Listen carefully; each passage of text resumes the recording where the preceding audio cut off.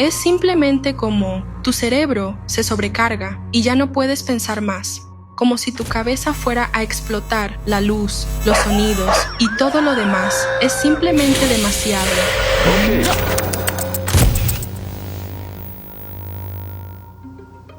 Siempre me he sentido solo. Nunca he participado en la vida. Simplemente me toleraban, creo. Es difícil expresar con palabras la sensación de estar afuera, mirando hacia adentro. Recuerdo la desesperación que me causaba a los 3 años, mi incapacidad para hablar. Comprendía las palabras que se dirigían a mí, pero no podía emitir ni una palabra en respuesta. Se sentía como un fuerte tartamudeo y me llenaba de rabia.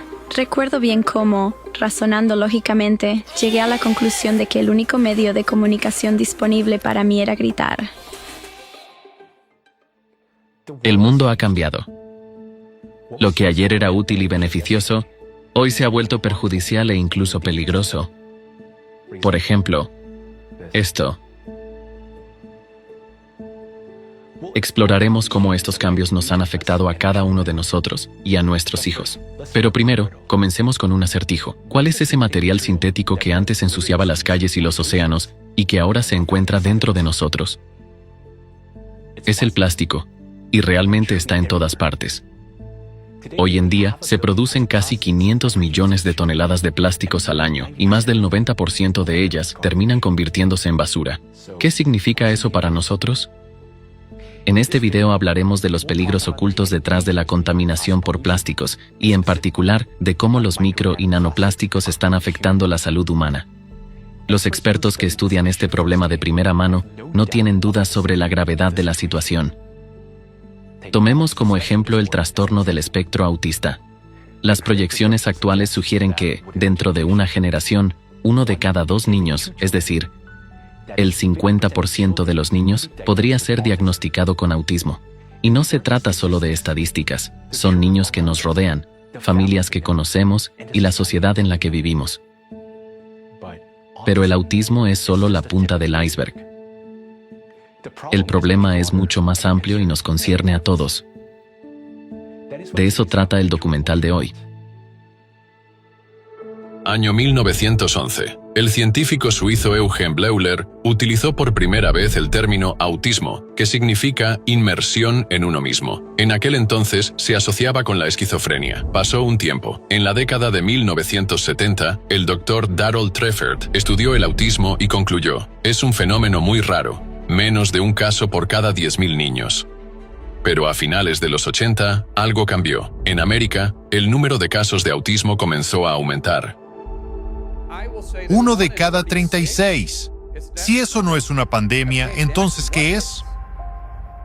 1 de cada 36 tiene autismo ahora, mientras que antes era 1 de cada 10.000. En los últimos 50 años, la prevalencia del autismo en Estados Unidos se ha incrementado 277 veces. Los estudios de prevalencia del autismo se han realizado en al menos 37 países. Todos muestran tendencias similares. Hoy en día, 1 de cada 100 niños nace con autismo. En las próximas décadas, con la progresión actual, 1 de cada 2 niños nacerá con autismo. 1 de cada 2. Trampa para la humanidad.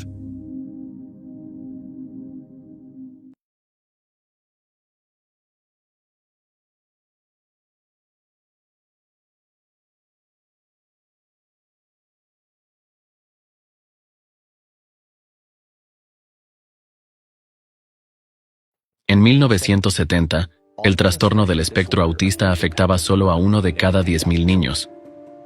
Hoy, esa cifra ha aumentado a 1 de cada 36, es decir, casi el 3% de los niños. Y si la tendencia continúa, 1 de cada 2 sufrirá de autismo dentro de una generación. Esta es, sin duda, una crisis que exige atención inmediata. Así que descubramos qué está impulsando este alarmante aumento y, lo más importante, cómo podemos prevenirlo. Tendremos que examinar todo el espectro de posibles factores y su impacto en nuestro cuerpo, así que vamos a adentrarnos en el tema. El autismo o trastorno del espectro autista es un trastorno neurológico y del comportamiento que se caracteriza por dificultades en la comunicación social, conductas repetitivas e intereses limitados. Los niños con trastornos del espectro autista y sus familias enfrentan una serie de dificultades en sus vidas, en la vida cotidiana,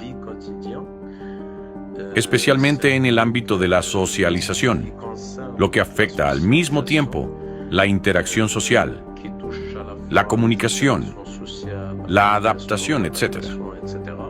Estos niños a menudo tienen dificultades para percibir las expresiones faciales, por ejemplo, el lenguaje y la entonación de la voz, y además presentan problemas en la interacción social, en la expresión de sus solicitudes y necesidades. Se observa en ellos una falta de interés espontáneo por comunicarse con los demás, un uso limitado del lenguaje y, en algunos casos, un empleo atípico del mismo. El autismo se considera un trastorno causado por la combinación de factores genéticos y ambientales, y una parte significativa de los casos se asocia con una predisposición genética.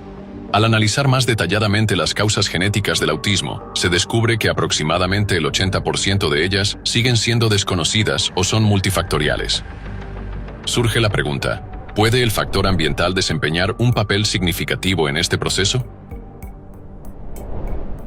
En las últimas décadas, el entorno natural que nos rodea ha sufrido cambios significativos. Se ha contaminado gravemente con diversas sustancias nocivas, metales pesados, pesticidas y toxinas.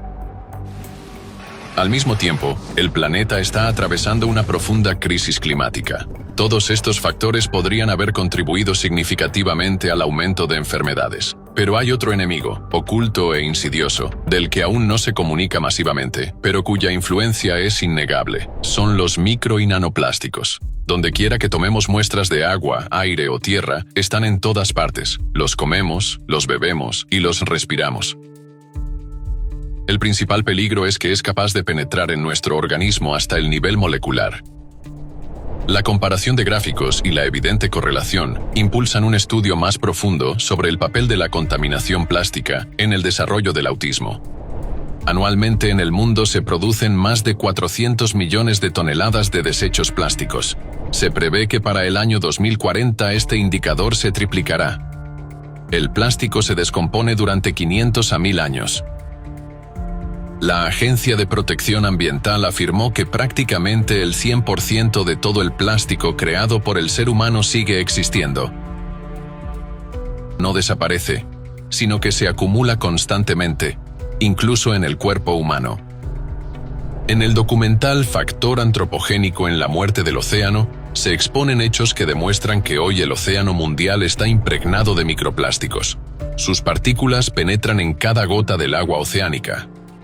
Así como nuestro planeta Tierra está cubierto en un 70% por agua, el cuerpo humano también está compuesto en un 70% de agua. No solo cada gota del océano está impregnada de nanoplásticos, sino que estos nanoplásticos también están presentes en nuestro cuerpo. ¿De dónde provienen los micro y nanoplásticos? Las partículas microplásticas se forman como consecuencia de la degradación de diversos tipos de plásticos. Al entrar en el océano, bajo la acción de la luz solar y la fricción, el plástico se descompone en partículas pequeñas, invisibles al ojo. Pero el proceso no se detiene ahí. La descomposición continúa hasta llegar al nivel molecular. Estas partículas, los micro y nanoplásticos, conservan la estructura polimérica.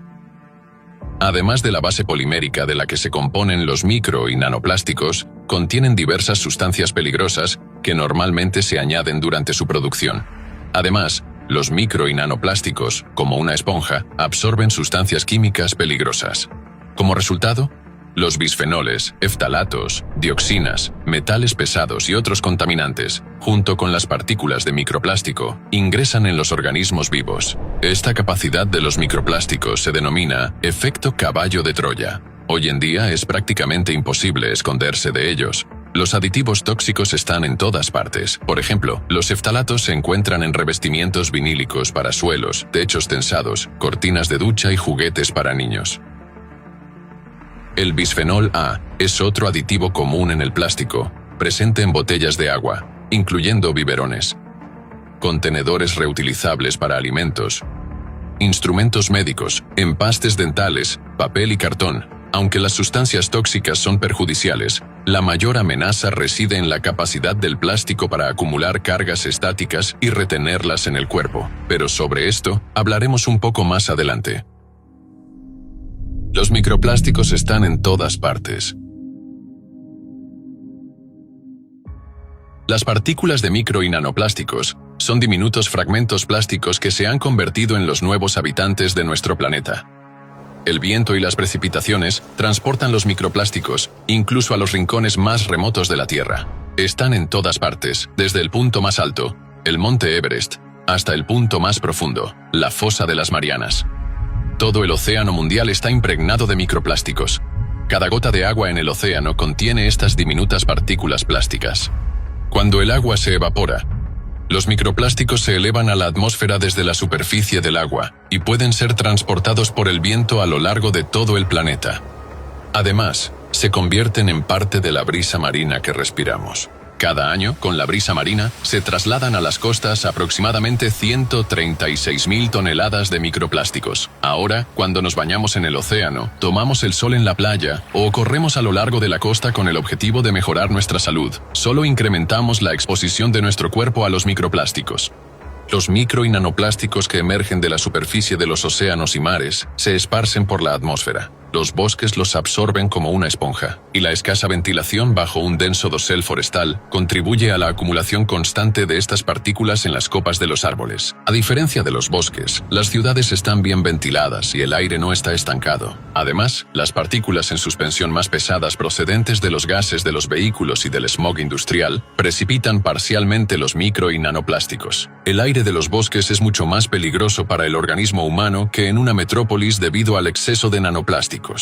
Los estudios han demostrado que, en un periodo de 14 meses, más de 1.000 toneladas de partículas de plástico cayeron con las precipitaciones en 11 parques y reservas naturales del oeste de Estados Unidos, cantidad suficiente para producir 120 millones de botellas.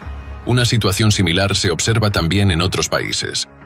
Los bosques de Quercus serrata de Japón atrapan en sus copas unos 420 billones de microplásticos transportados por el aire al año, afirma Natsu Tsunaga. La contaminación por plásticos afecta negativamente al funcionamiento de los árboles, provocando estrés oxidativo y reduciendo la eficacia de la fotosíntesis. Como consecuencia, parte de la energía del sol deja de utilizarse para la síntesis de nutrientes, y el exceso de luz puede dañar la planta, como si la quemara. Para protegerse, los árboles activan sus mecanismos de fotoprotección disipando el exceso de luz en forma de calor. Los microplásticos provenientes de África y América del Norte fueron encontrados en los Pirineos franceses, en el aire a una altitud de 2.877 metros sobre el nivel del mar y hasta en Croissants, en los Campos Elíseos. La investigadora Emily Rowlands señaló que la concentración de microplásticos detectada en la Antártida fue 100 veces mayor de lo que se había estimado anteriormente. Los micro y nanoplásticos llegan a los cuerpos de agua urbanos a través de escorrentías pluviales, vertidos de industrias e incluso mediante la lluvia que recoge estas partículas del aire. Por ejemplo, en un solo lavado de tejidos sintéticos pueden liberarse hasta 1.500.000 partículas de microplástico en las aguas residuales. Estas partículas, al terminar en las aguas residuales, luego llegan a ríos y océanos, donde son ingeridas por peces y otras criaturas acuáticas. Finalmente, los microplásticos regresan al ser humano, apareciendo en su mesa en forma de pescado o mariscos. Los científicos italianos han descubierto que las frutas y verduras también contienen millones de partículas de microplástico. Descubrieron que las partículas de microplástico se infiltran en las plantas a través del sistema radicular, junto con el agua durante el riego o la lluvia. Estas partículas ascienden por los tallos y se acumulan en las hojas y frutos. Su investigación, publicada en la revista Environmental Research, mostró que la mayor cantidad de microplásticos se encuentra en manzanas, peras, zanahorias, lechuga y brócoli. Además, en las frutas la concentración de partículas resultó ser de 2 a 3 veces mayor que en las verduras, desde 52.000 partículas por gramo en la lechuga hasta 223.000 en las manzanas. Científicos de la Universidad de Newcastle, Australia, decidieron averiguar cuánta cantidad total de plásticos llega a los alimentos que consume el ser humano moderno. Resultó que una persona consume en promedio 250 gramos de plástico al año, lo que equivale a 50 bolsas de plástico. Penetración de partículas de plástico en el cerebro. Entonces, los micro y nanoplásticos están ahora en todas partes y entran en nuestro cuerpo a través del agua que bebemos, el aire que respiramos y los alimentos que comemos. Por ejemplo, el agua en esta botella.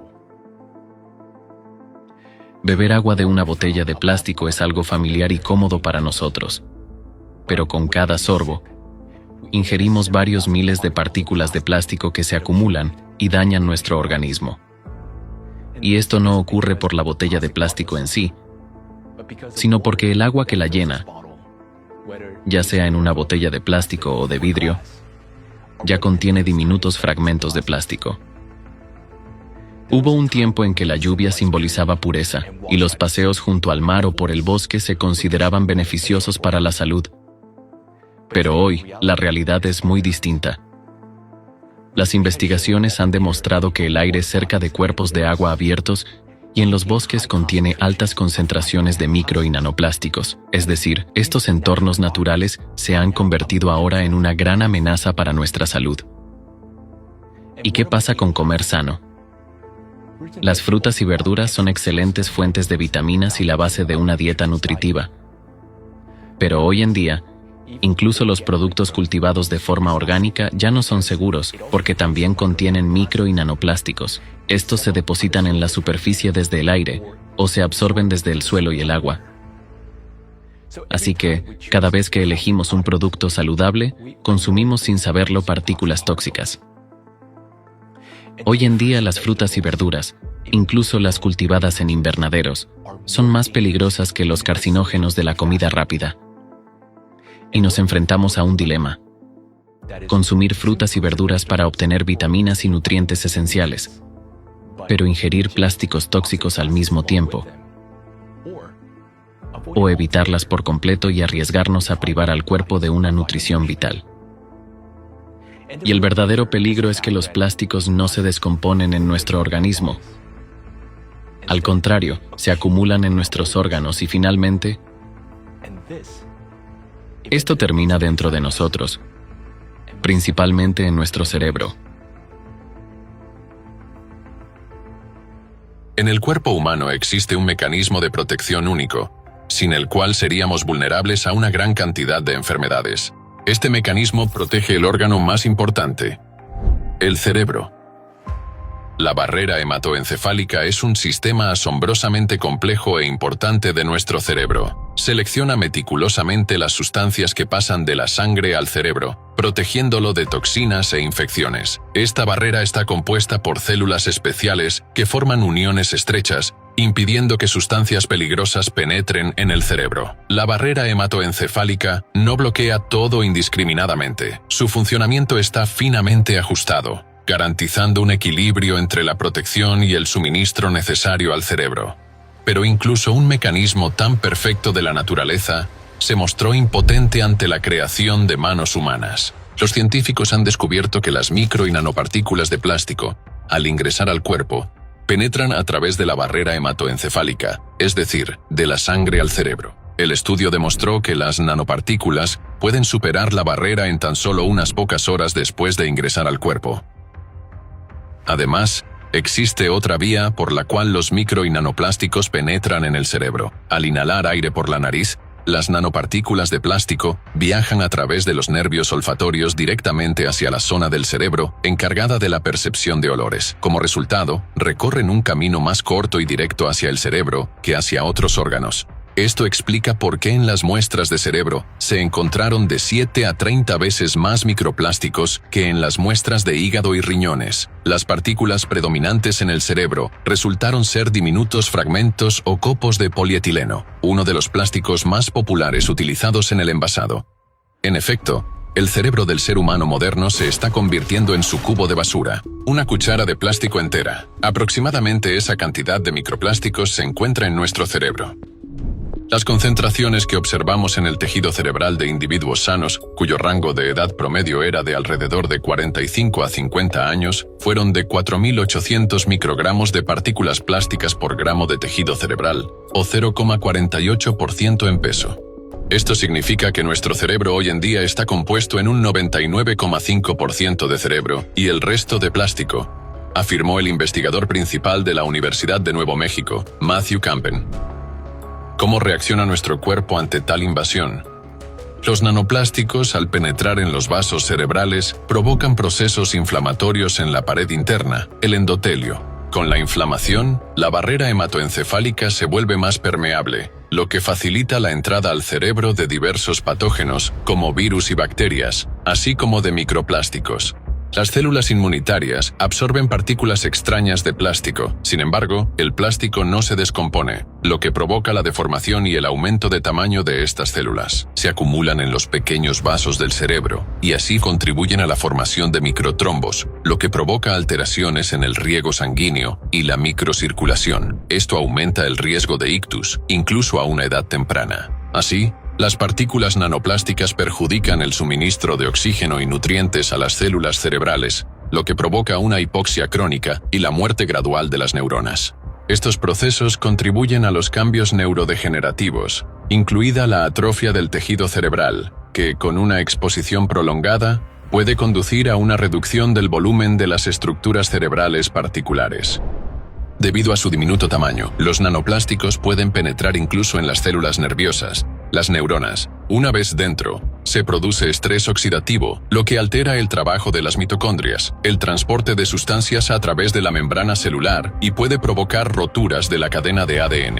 En respuesta a estos daños, la célula activa mecanismos de autorreparación, pero si el daño es demasiado grande, el sistema de reparación empieza a fallar, reparando el ADN de forma incorrecta o no reparando los errores en absoluto. Como resultado, se producen mutaciones en las células. Esto conduce a la interrupción de los procesos celulares y, en última instancia, a la muerte de las células. Los nanoplásticos también provocan la destrucción de la vaina de mielina de los axones, lo que perturba la transmisión de los impulsos nerviosos entre las neuronas. Esto provoca alteraciones de la memoria, deterioro cognitivo, desde trastornos leves a formas graves hasta la demencia. Según el estudio, los pacientes con demencia tenían concentraciones de microplásticos en el cerebro entre 3 y 5 veces superiores a las de las personas sanas. Probablemente se deba a su costumbre de pasar tiempo en la naturaleza, respirando la brisa marina o el aire de los bosques, lleno de microplásticos. Además, la exposición a los micro y nanoplásticos contribuye al desarrollo del parkinsonismo, la enfermedad de Alzheimer, la esclerosis múltiple y la encefalopatía. Asimismo, aumenta el riesgo de trastornos neuropsiquiátricos, como el síndrome de déficit de atención, la hiperactividad y también el autismo. Esto no es sorprendente, ya que el autismo está relacionado con alteraciones en la formación de conexiones neuronales y en la transmisión de señales a través de las sinapsis. La mayoría de las investigaciones indican que la situación solo empeorará de aquí en adelante. De 2016 a 2024, es decir, en 8 años, el contenido de plásticos en el cerebro aumentó en un 50%. Teniendo en cuenta la progresión en la producción de plásticos y el incremento de sus partículas en la atmósfera, el agua y la comida, se puede afirmar con certeza que la cantidad de nanoplásticos en nuestro cerebro seguirá en aumento. Si esta tendencia continúa, en 4 años el nivel de plásticos en el cerebro se incrementará en otro 50%. Es decir, para 2028, a la cuchara de plástico en el cerebro se le añadirá también un tenedor. Esto demuestra la magnitud del problema y sus consecuencias alarmantes para nuestra salud. Cambios en la microbiota.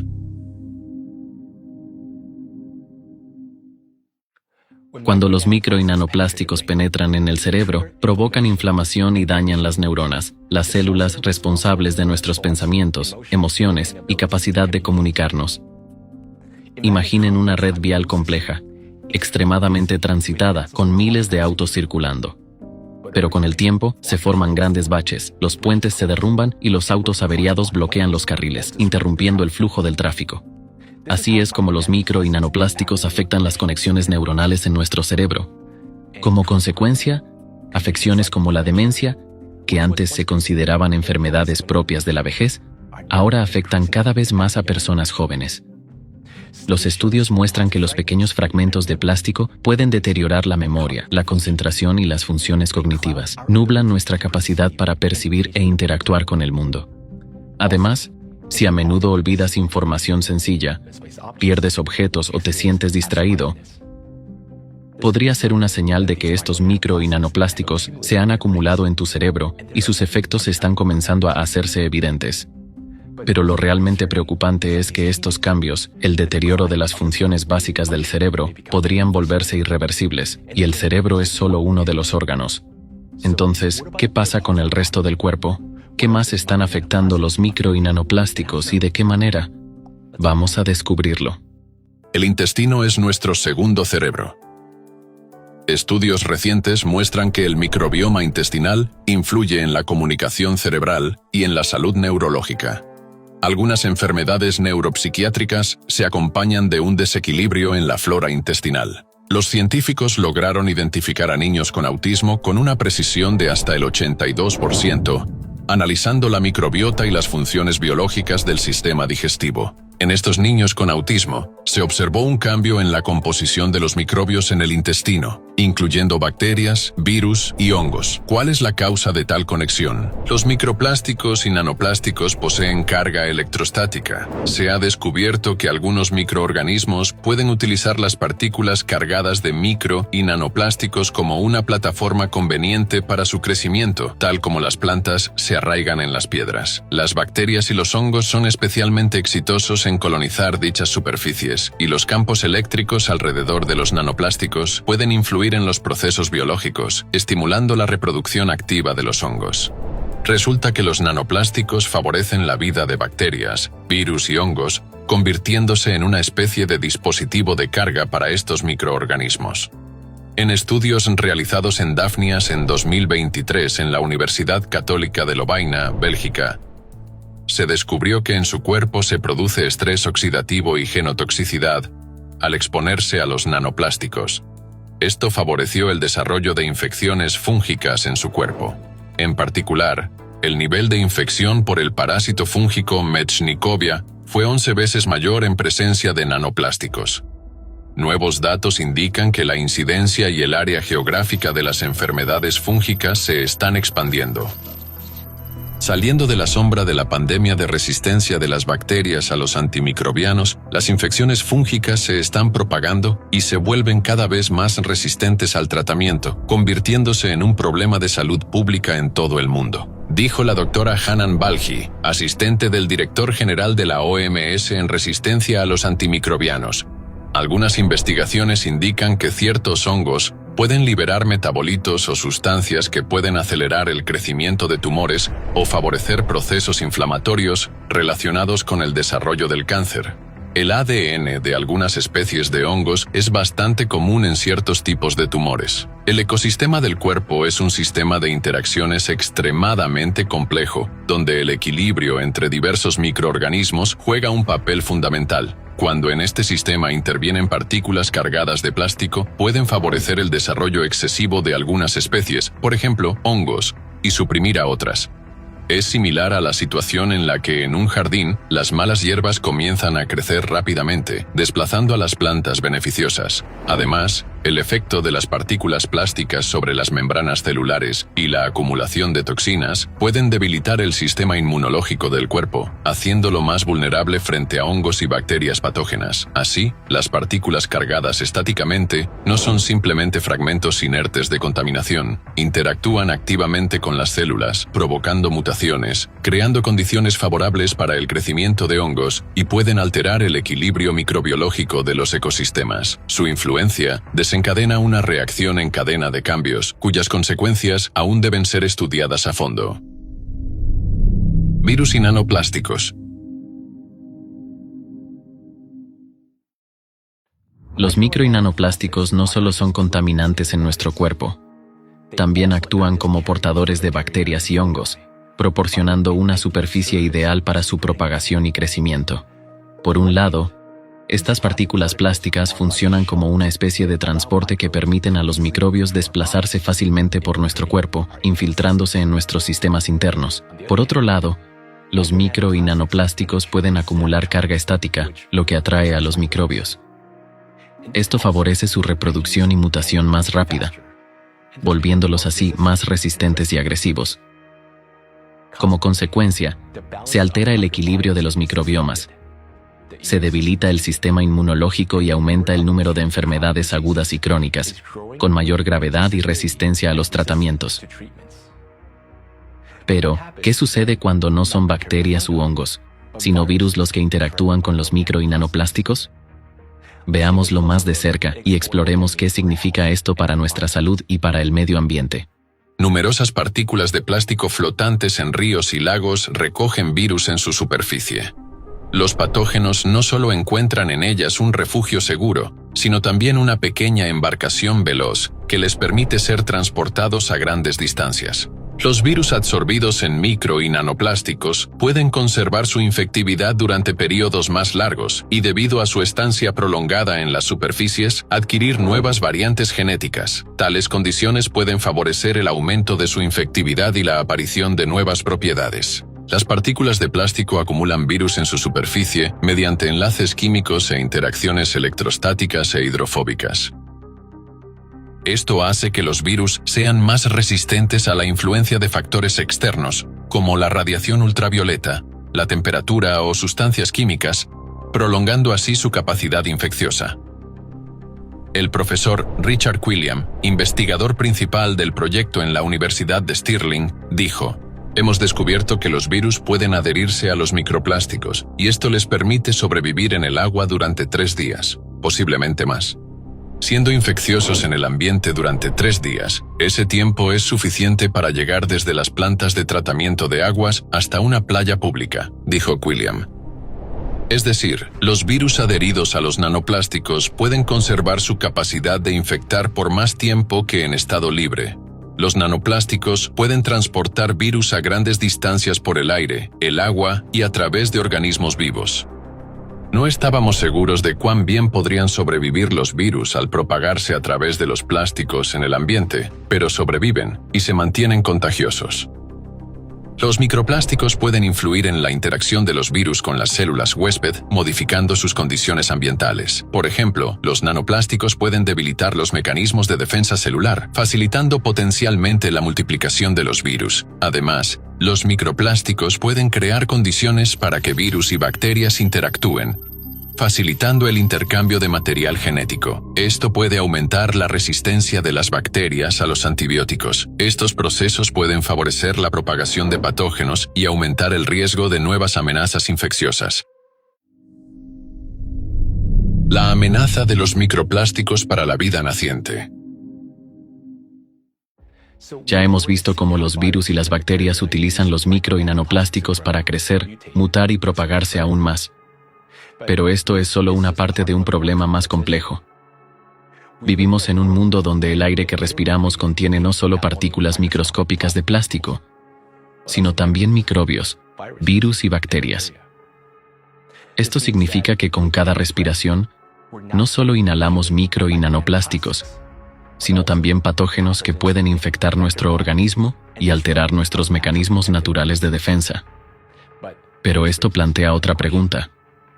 ¿Cuán pronto comienzan a ingresar estos micro y nanoplásticos en nuestro cuerpo? ¿Y cómo afectan el desarrollo y funcionamiento de nuestro organismo desde el momento en que comienza la vida?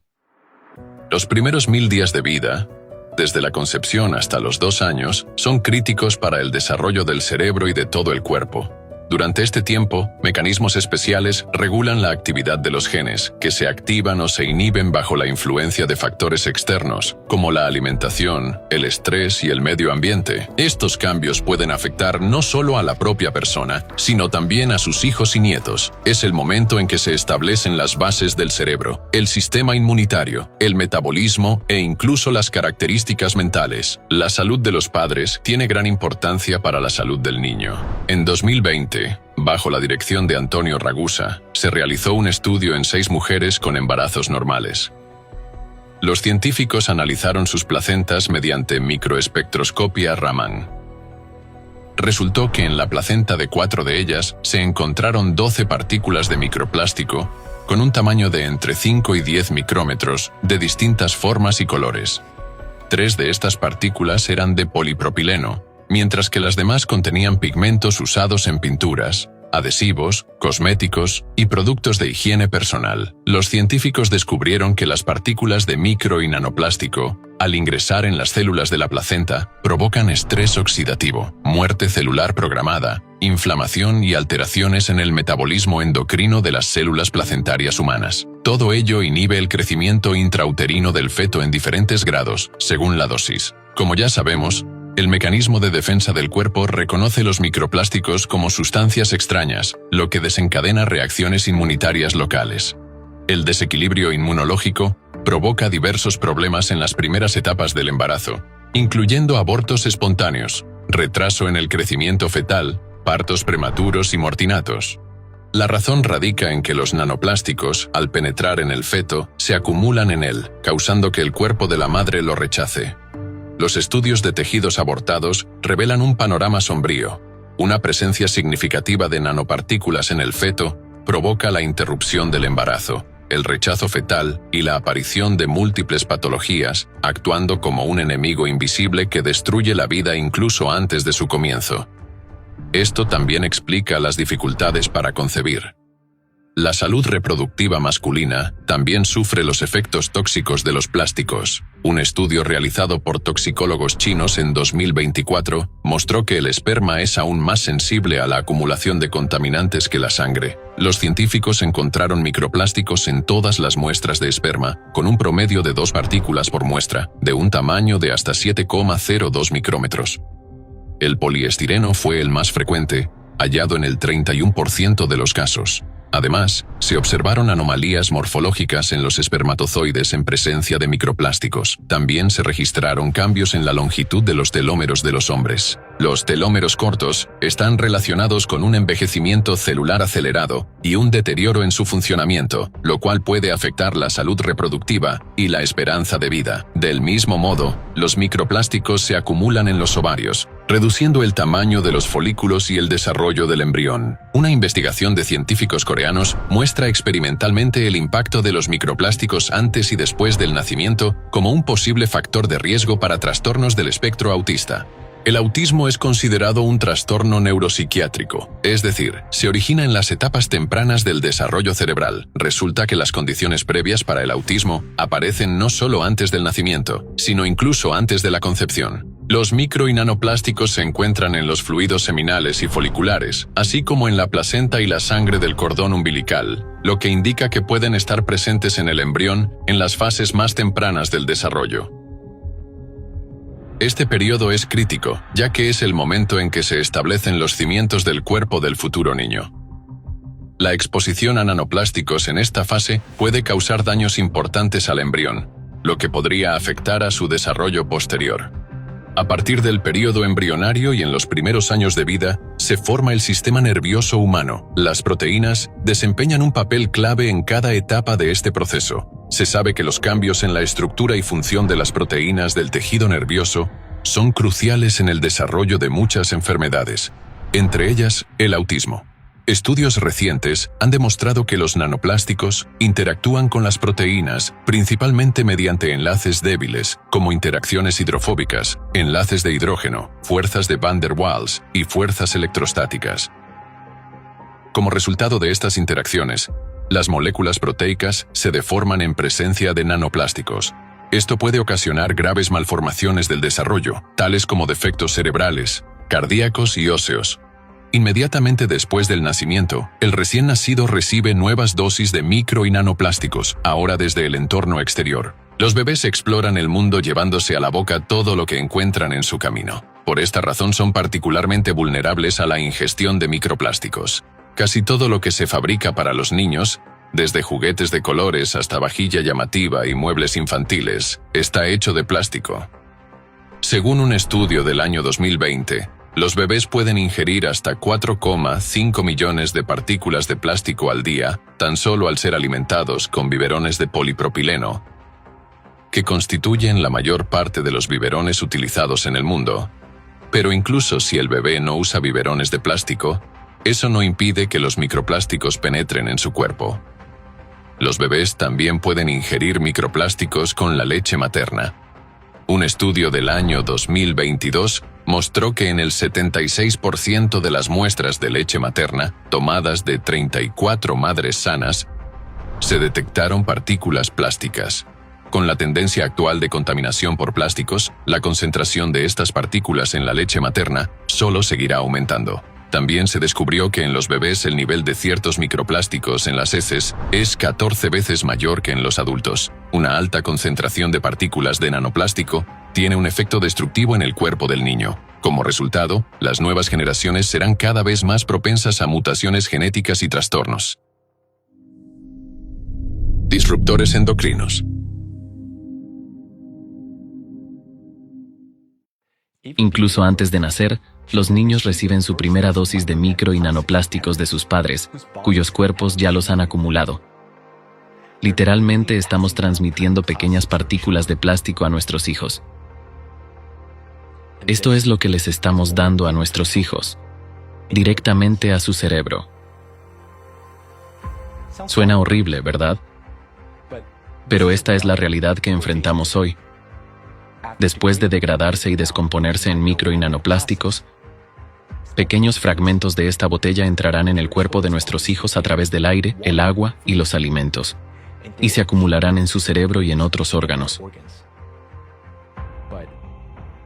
Pero esto es solo una parte de la historia, porque cada partícula de plástico está recubierta con colorantes y cargada de aditivos tóxicos.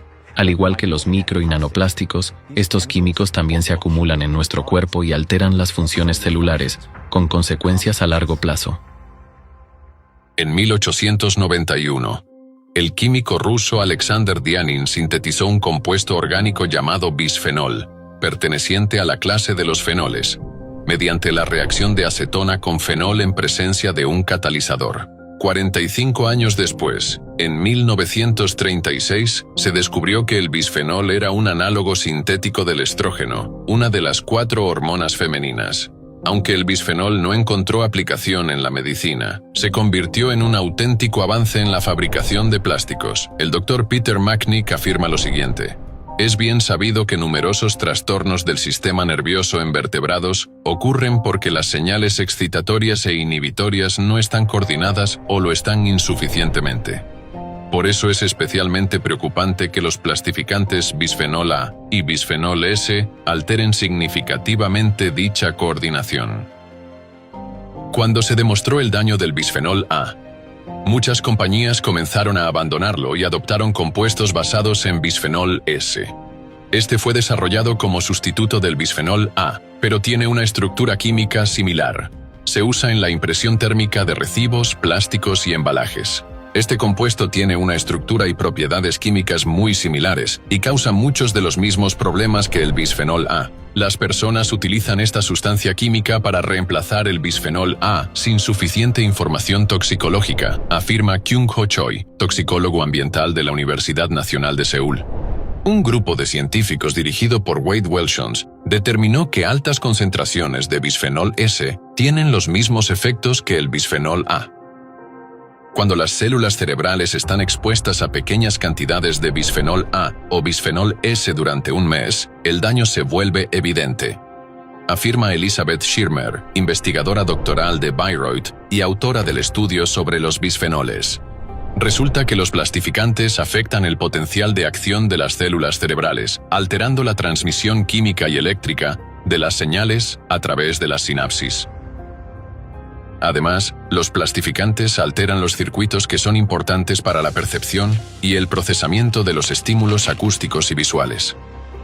Biólogos de la Universidad de Bayreuth advierten: los resultados obtenidos al estudiar el cerebro de los peces confirman la evaluación de que el bisfenol A y el bisfenol S también provocan daños significativos en el cerebro de personas adultas. Investigaciones publicadas por el proyecto Earth Day en 2023 encontraron niveles más elevados de ftalato y bisfenol A en niños con trastorno por déficit de atención con hiperactividad en comparación con niños que no presentan esta condición. ¿Cuál es el mecanismo de acción de estas sustancias? En el cuerpo, el bisfenol imita la hormona estrógeno, alterando procesos importantes como el crecimiento, la regeneración celular, el desarrollo fetal y la reproducción. Aunque el estrógeno es una hormona sexual femenina, también es esencial para los hombres.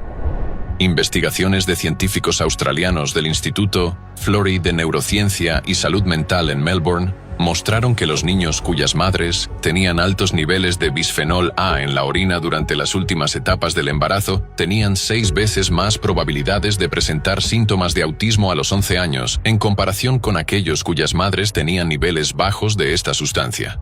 El bisfenol A puede afectar el desarrollo cerebral del feto masculino controlado por hormonas de diversas maneras, incluyendo la inhibición de una enzima clave llamada aromatasa, que regula neurohormonas y es especialmente importante para el desarrollo cerebral del feto masculino. Esto parece ser una pieza del rompecabezas del autismo. Esto también explica la proporción de género en el autismo, en la cual por cada niña con autismo hay aproximadamente entre 4 y 5 niños. Esto indica que la población masculina disminuirá debido a esta condición, así como por el incremento de la infertilidad masculina. Durante la investigación, se reveló que el nivel de bisfenoles en el cuerpo de los hombres infértiles era el doble que en aquellos con capacidad reproductiva normal. Al mismo tiempo, aunque las niñas desarrollan autismo con menos frecuencia, suelen experimentar formas más graves del trastorno. Debido a la exposición al bisfenol A, las niñas enfrentarán trastornos hormonales en el futuro, especialmente un desequilibrio de estrógenos. Esto incrementa el riesgo de desarrollar cáncer de mama, endometriosis, síndrome de ovario poliquístico y otras enfermedades.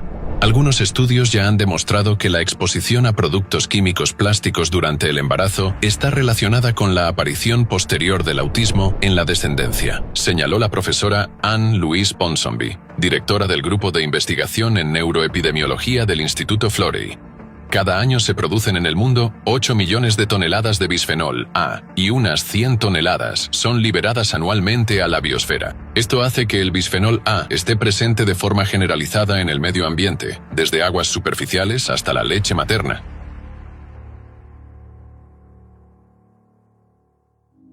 Otros órganos objetivo de los microplásticos en el organismo. Las hormonas humanas están siendo reemplazadas gradualmente por plastificantes, y este proceso ha estado ocurriendo de manera silenciosa, a un nivel imperceptible. Nos estamos enfermando sin siquiera comprender qué está sucediendo dentro de nosotros, pero en realidad, los micro y nanoplásticos están entrando en nuestro cuerpo con cada respiración, penetrando cada vez más en nuestros sistemas, y están destruyendo todo desde dentro de forma lenta, contribuyendo a trastornos autoinmunes, desequilibrios hormonales y una reducción de las capacidades cognitivas. Con el tiempo se vuelve cada vez más difícil distinguir las enfermedades comunes de aquellas provocadas por los micro y nanoplásticos. Tengan en cuenta que hoy en día, cada vez más personas, sin importar su edad, experimentan dolores de cabeza, ataques de pánico, depresión, trastornos del sueño, obesidad, diabetes. Y todos estos síntomas se volverán más comunes a medida que la concentración de micro y nanoplásticos en el medio ambiente siga aumentando. Ahora, una pregunta. ¿Por qué los medicamentos comunes están perdiendo su eficacia? Tratamos los síntomas, pero estos siguen regresando. ¿Y por qué enfermedades leves se convierten en crónicas o se agravan? Se han encontrado microplásticos en prácticamente todos los tejidos del cuerpo humano, incluyendo cabello, pulmones, riñones, hígado y vaso, así como en el meconio, leche materna, placenta, sangre y en la orina. La exposición a ftalatos, presentes en plásticos, incrementa en un 20% el riesgo de desarrollar cualquier tipo de cáncer infantil. Al mismo tiempo, la incidencia de cáncer de huesos se ha triplicado y la incidencia de linfoma y cáncer de sangre se ha duplicado. Se proyecta que para el año 2050 el número de nuevos casos de cáncer aumentará en un 77%. Las investigaciones confirman la influencia de los aditivos químicos presentes en los plásticos en el desarrollo de la obesidad. Según la OMS, la prevalencia de la obesidad en el mundo se ha más que duplicado entre 1990 y 2022. Además, se ha demostrado que la exposición al bisfenol A está relacionada con un mayor riesgo de desarrollar diabetes tipo 2. Los resultados de las investigaciones indican que la exposición a micro y nanopartículas conduce a niveles elevados de glucosa en sangre y resistencia a la insulina. En todo el mundo se observa un rápido aumento en la mortalidad causada por diabetes. Los nanoplásticos afectan no solo al cerebro, sino también a la médula ósea, donde se acumula e interfiere en la formación de células madre. Las células madre, que funcionan como constructoras universales de nuestro cuerpo, pueden transformarse en cualquier tipo de célula. A partir de células madre se forman las células sanguíneas, eritrocitos, leucocitos y plaquetas, así como células capaces de diferenciarse en células óseas, cartilaginosas y adiposas. De este modo, al dañar las células madre, los nanoplásticos provocan daños irreparables en todos los órganos y tejidos del cuerpo. Las investigaciones han demostrado que las micro y nanopartículas presentes en las arterias constituyen un factor de riesgo para las enfermedades cardiovasculares. El daño provocado por estas partículas radica en la destrucción de células sanguíneas, debilitamiento del sistema inmunológico, inflamación y daño vascular. Las nanopartículas alteran el funcionamiento normal de las proteínas sanguíneas, favoreciendo la agregación de eritrocitos y plaquetas, lo que conduce a trombosis y enfermedades cardiovasculares. Los estudios han demostrado que los microplásticos pueden acumularse en las placas ateroscleróticas de las arterias carótidas, lo que aumenta el riesgo de infarto de miocardio y accidente cerebrovascular. El mundo ha cambiado.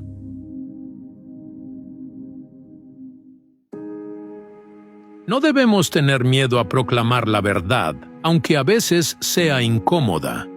Papa Francisco. Ahora está claro que los micro y nanoplásticos no son solo contaminantes ambientales, son peligrosos para nuestra salud y nuestro bienestar. Estas partículas invisibles ya han cambiado nuestro mundo, porque lo que antes era beneficioso para nuestra salud, ahora se ha vuelto perjudicial e incluso peligroso. Hoy en día, estos diminutos plásticos están en todas partes y en todo.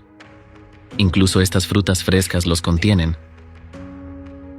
Como resultado, los micro y nanoplásticos han infiltrado nuestro cuerpo, alterado las funciones celulares y moleculares, y sus consecuencias ya son evidentes.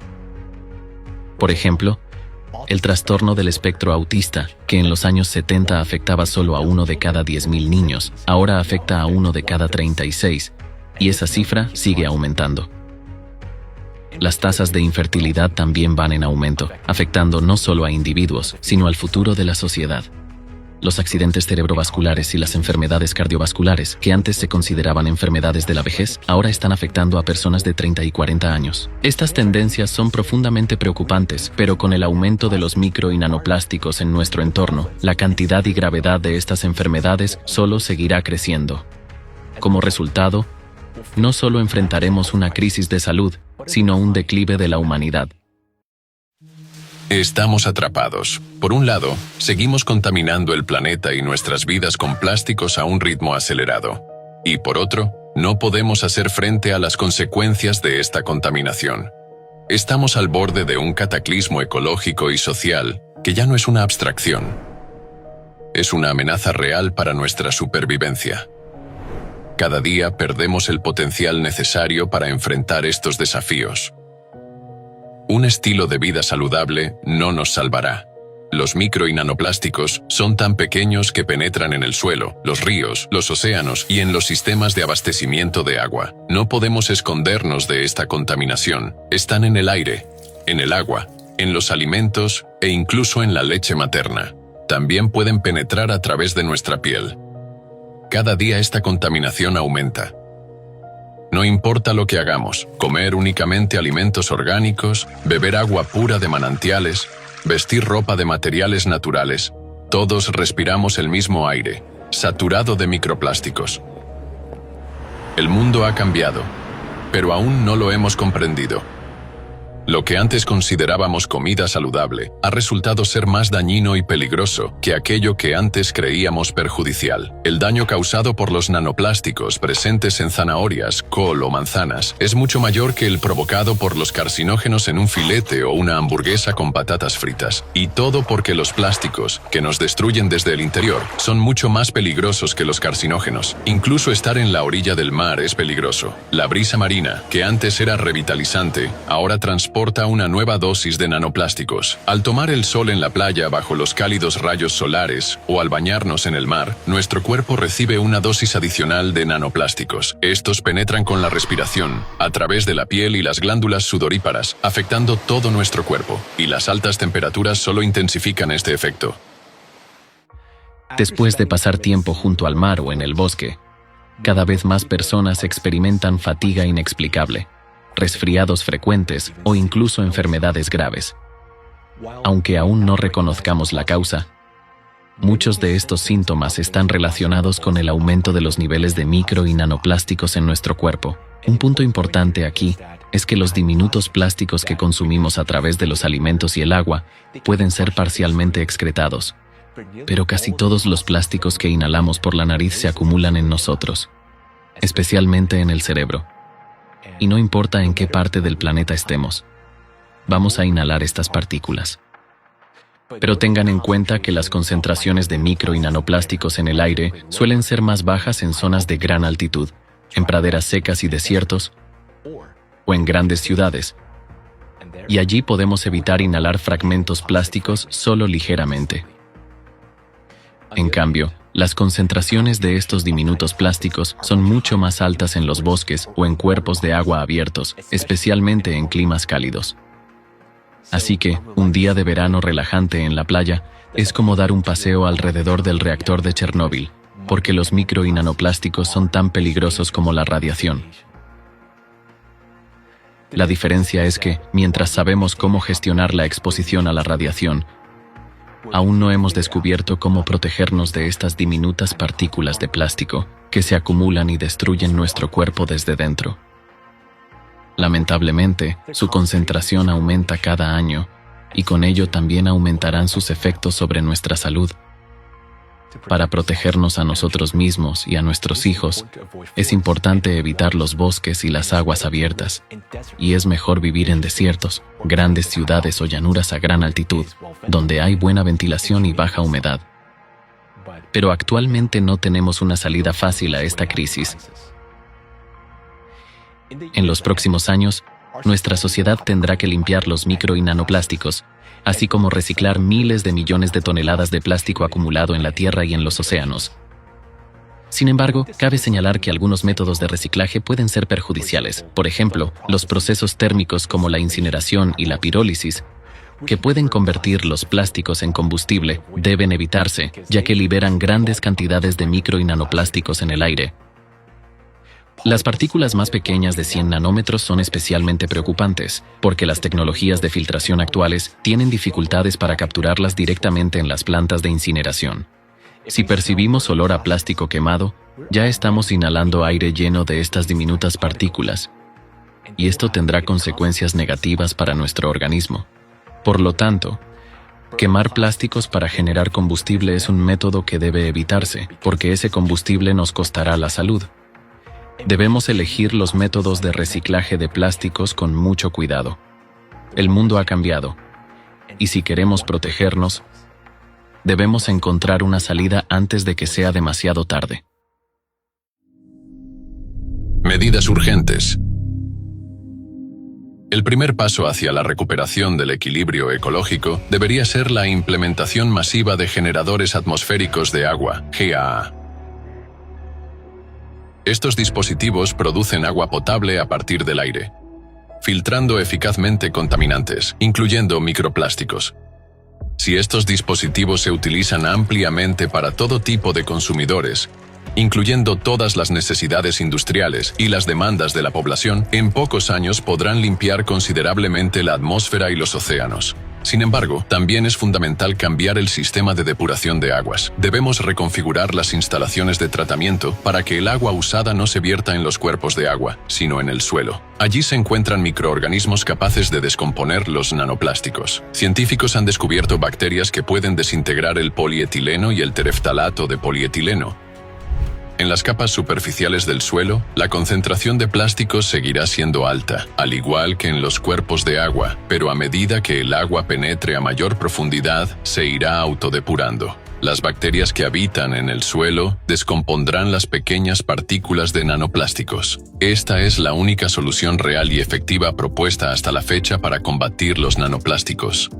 Este proceso no solo permite purificar el agua, sino también restaurar los ecosistemas al reducir los niveles de contaminación en océanos y en la atmósfera. Cuanta más agua devolvamos al suelo, mayor será la multiplicación de estos microorganismos beneficiosos. Se trata de una filtración natural que, gradualmente, limpiará el medio ambiente. Con el tiempo, el agua penetrará en capas más profundas del suelo y regresará limpia a los océanos. Además, si instalamos generadores atmosféricos de agua en los desiertos, extrayendo la humedad del aire y devolviendo el agua usada al suelo y la arena, podremos detener el proceso de desertificación y convertir los desiertos en oasis. La implementación generalizada de los GAA y la filtración del agua a través del suelo permitirán eliminar gradualmente los nanoplásticos de océanos y atmósfera. Para conocer más sobre la limpieza del planeta de los micro y nanoplásticos mediante generadores atmosféricos de agua, pueden ver el documental Agua del Aire, el camino para salvar a la humanidad.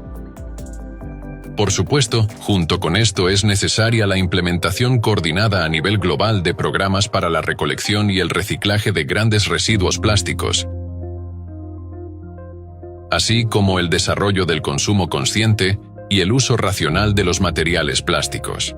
Actualmente, solo el 9% de los residuos plásticos se reciclan, pero esta situación puede cambiar si se consigue que el reciclado de plásticos sea económicamente rentable. Para ello, es necesario crear condiciones en las que el reciclado resulte económicamente atractivo para todos los participantes del proceso. Esto no solo creará nuevas oportunidades económicas, sino que también contribuirá a resolver los problemas medioambientales. Sin tal motivación, dadas las actuales realidades económicas y la naturaleza humana, es poco probable que el problema reciba suficiente atención y recursos para su resolución. En este documental se ha presentado solo una pequeña parte de toda la información disponible sobre los daños provocados por los plásticos. Sin embargo, es suficiente para comprender toda la gravedad de la situación. Más aún, la información expuesta no tiene en cuenta el factor del aumento de los desastres climáticos. Para comprender cuán estrechamente relacionados están los plásticos y el cambio climático, pueden consultar el informe sobre la progresión de los desastres climáticos en la Tierra y sus consecuencias catastróficas en el sitio web del Movimiento Alatra.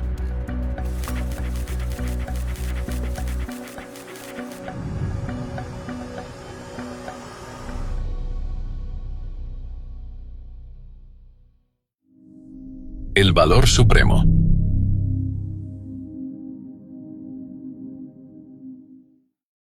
En los últimos años, la humanidad ha invertido miles de millones en inteligencia artificial, con la esperanza de elevar nuestra civilización a nuevas alturas del progreso tecnológico. Pero, ¿acaso ese progreso importa si la supervivencia de la humanidad está en riesgo? La fertilidad masculina sigue disminuyendo, la infertilidad femenina se está volviendo la norma, y en las próximas décadas, el 50% de los niños nacerán con trastorno del espectro autista. Las enfermedades se propagarán como epidemias. Sin embargo, en este punto, dejar de usar plásticos ya no servirá, porque el plástico ya está dentro de nosotros. Así que enfrentemos los hechos y respondamos honestamente a la pregunta: ¿podremos resolver el problema del plástico antes de que nuestros cerebros sean reemplazados por plástico y ya no seamos capaces de pensar? ¿O ya es el fin? Lo que hemos aprendido hoy apunta a una sola cosa: a la humanidad le queda muy poco tiempo.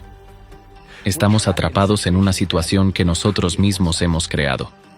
Podemos olvidar todo lo que acabamos de aprender hoy y seguir viviendo como antes, lo cual sería fatal.